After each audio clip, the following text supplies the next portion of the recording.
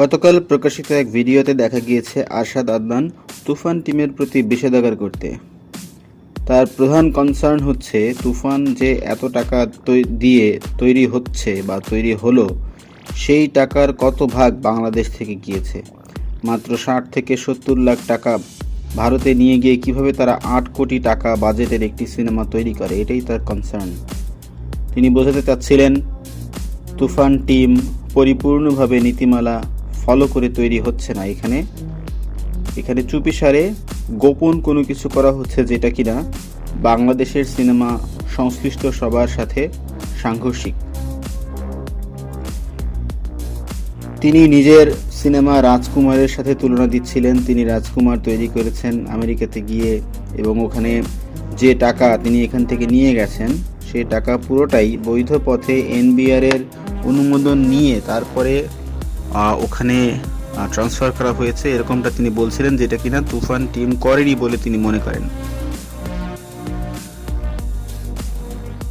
আমরা জানি না আসলে কতটুকু সত্যি কতটুকু মিথ্যা। তিনি এই ধরনের দাবি করতেই পারেন, সেটা সম্পূর্ণ তার ব্যক্তিগত অভিমত। কিন্তু এই বিষয়টার মাধ্যমে, এই যে বিষেধাগার তুফান সিনেমার প্রতি, এই বিষেধাগারের মাধ্যমে সেই পুরনো ব্যাপারটি আবার প্রকাশ্যে চলে এলো। স্বার্থ সংশ্লিষ্ট ব্যাপার, নিজের সিনেমা এবং অন্যের সিনেমার মধ্যে যে দ্বন্দ্ব, সে দ্বন্দ্ব আবারও প্রকাশ্যে চলে এলো।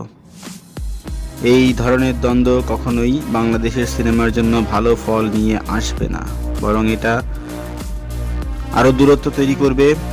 আমাদের সিনেমা জগতের জন্যে শাকিব খানকে যেমন দরকার, তুফানের মতো সিনেমা দরকার, আরশাদ আদনানের মতো প্রযোজক দরকার, এবং রায়হান রাফির মতো ডিরেক্টর দরকার। পাশাপাশি চরকি, আলফা আই, এসবিএফ বাংলাদেশ সবারই সমান অংশগ্রহণ দরকার। এখন সময়টা হচ্ছে সামনে এগিয়ে যাওয়ার, ভালো ভালো কাজ নিয়ে দর্শকের মন জয় করার সময়।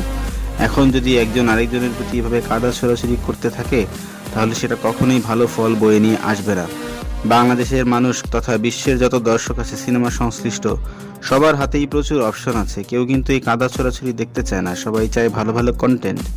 আপনি যদি ভালো কন্টেন্ট দিতে পারেন, তাহলে আপনি দর্শকদের পাশে পাবেন। আপনি যদি কন্টেন্ট দিতে না পারেন, তাহলে আপনি পাশে পাবেন না। সেটা যেভাবেই আপনি তৈরি করেন না কেন, সিনেমা মানে হচ্ছে বিনোদন, আর বিনোদন দিয়ে আপনার দর্শকের মনকে জয় করতে হবে। আপনি যদি সেটা না পারেন, তাহলে আপনি পিছিয়ে যাবেন, আপনি প্রতিযোগিতা থেকে হারিয়ে যাবেন। গায়ের জোরে কখনোই আপনি এভাবে বাজার দখল করতে পারবেন না। তাই সবার প্রতি আহ্বান থাকবে, আপনারা বিভেদ ভুলে যান, একে অন্যের পাশে থাকুন, ভালো সিনেমার পাশে থাকুন, ভালো সিনেমা তৈরি করুন। দর্শক কখনোই আপনাকে হতাশ করবে না। সো আপনি আপনার মতামত জানাতে পারেন। এই ধরনের স্টেটমেন্ট যেটা আরশাদ আদনান সাহেব দিয়েছেন, সেই ব্যাপারে আপনার কি মত, আপনি কমেন্ট সেকশনে জানান। আর আমাদের চ্যানেলে যদি নতুন হয়ে থাকেন, তাহলে please don't forget to subscribe.